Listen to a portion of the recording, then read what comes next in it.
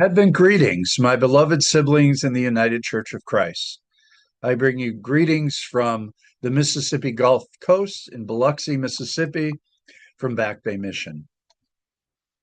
We are gathered today in this sacred season of holy anticipation, a time the church has long set aside to slow down, to breathe deeply,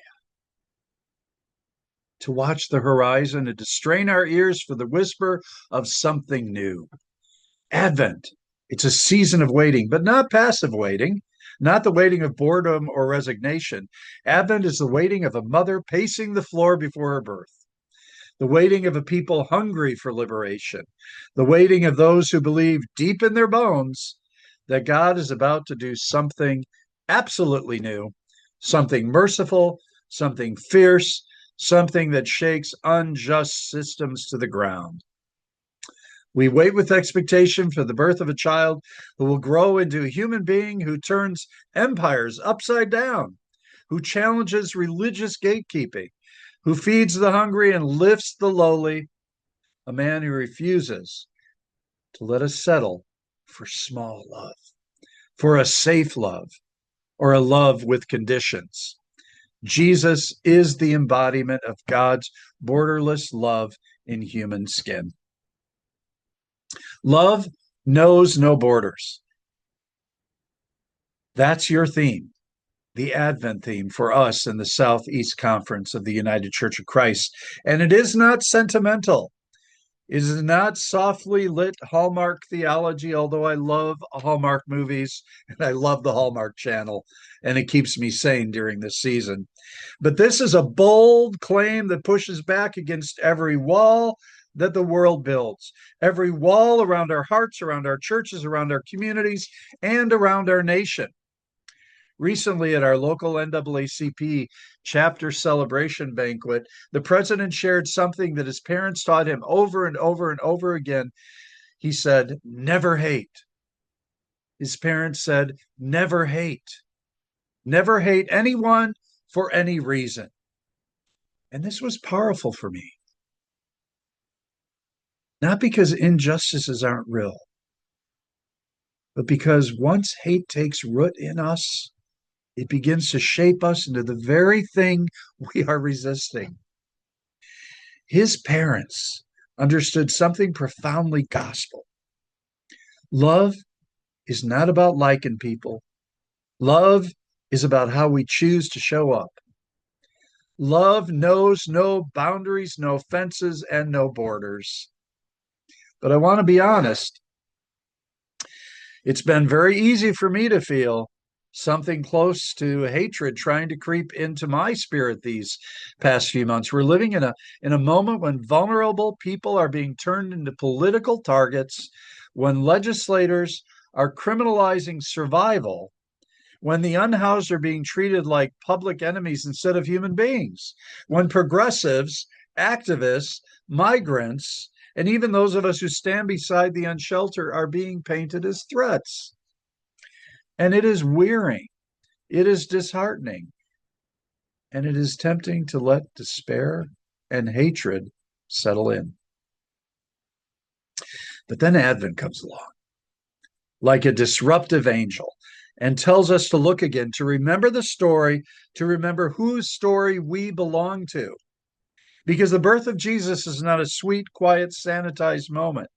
It is a story shaped by imperial violence, by political fear, and by displacement.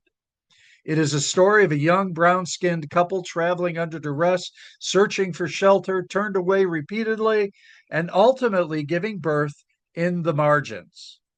And then, as if that isn't enough, they are forced to flee as refugees to Egypt.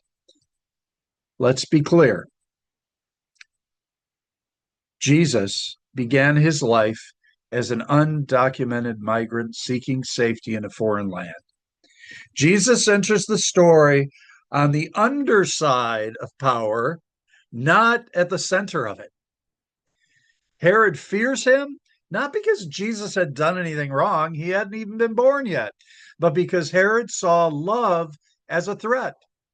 When love refuses to obey unjust borders, unjust rulers get nervous. Huh. And they still do. This sacred story is not ancient history, it is a mirror for our current moment. On the Gulf Coast, the story is unfolding again. Here at Back Bay Mission, we are deeply connected to El Pueblo, an organization that serves Spanish speaking families, documented and undocumented, across our region. If you walk the streets of our coast, you are walking on the labor of the undocumented workers who rebuilt this community after Hurricane Katrina 20 years ago. They performed some of the hardest labor on some of the harshest conditions, often without protection, without proper pay, and without recognition. They rebuilt our homes, our schools, our churches, our civic buildings, and those migrants, undocumented, watched others take the credit. They are the invisible hands that restored the Mississippi Gulf Coast. They are woven into the very fabric of who we are. And yet many of these same families now live in fear that is so thick, they even hesitate to buy groceries or send their children to school. El Pueblo had to actually relocate to an undisclosed location because of intimidation by ICE and at times by local law enforcement.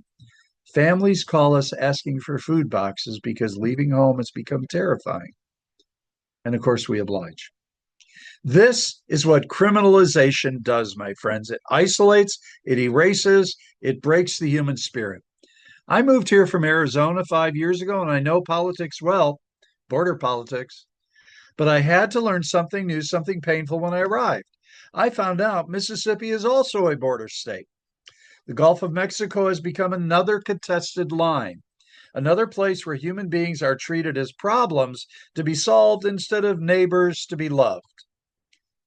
And then there are our unsheltered siblings, people who sleep outside, not because they want to, but because the systems have failed them, because wages have stagnated, because rents have skyrocketed, because mental health systems have collapsed, because trauma, addiction, poverty collide in devastating ways.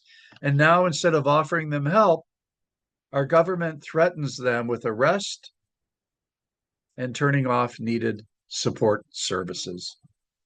Instead of services, we offer citations. Instead of compassion, we offer punishment. This isn't the gospel. This is not good news for the poor, because this is empire thinking, not kingdom living. Advent demands that we see differently, that we see with God's eyes. So here's my Advent appeal to you. See our Hispanic siblings. See your unsheltered neighbors. See the ones who have been criminalized, marginalized, and pushed to the shadows, not with pity, not with fear, but with recognition. The recognition that they too are bearers of the divine image of God. Let your seeing become a spiritual discipline this Advent season. A nod, a smile, a greeting, a moment of human connection, a refusal to look away, because borders may exist on maps, but they do not exist in the heart of God.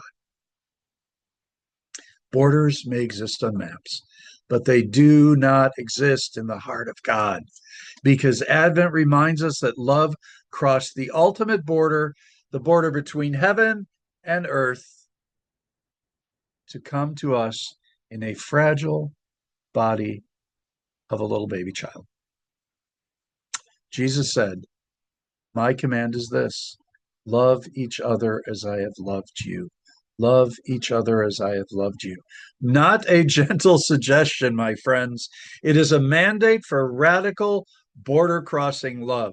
And this season, in this political climate, in this national tension, this commandment becomes a prophetic call. Let me end with this. If love knows no borders, neither can we. not in our compassion, not in our advocacy, not in our courage, not in our refusal to surrender hope. The empire may build walls, but Christ keeps breaking them down. The world can criminalize the vulnerable, but love keeps drawing the circle wider and wider and wider still. The powerful may try to shrink the story, but Advent insists that God is writing a much bigger story. So may we be brave enough to step into that story, to welcome the refugee Christ, to shelter the unsheltered Christ, to honor the migrant Christ, to recognize the divine image in every single human being we encounter. Because love knows no borders. Because God knows no borders. And because the world needs borderless love now more than ever. May it be so. Thank you for this opportunity to guide your meditation today.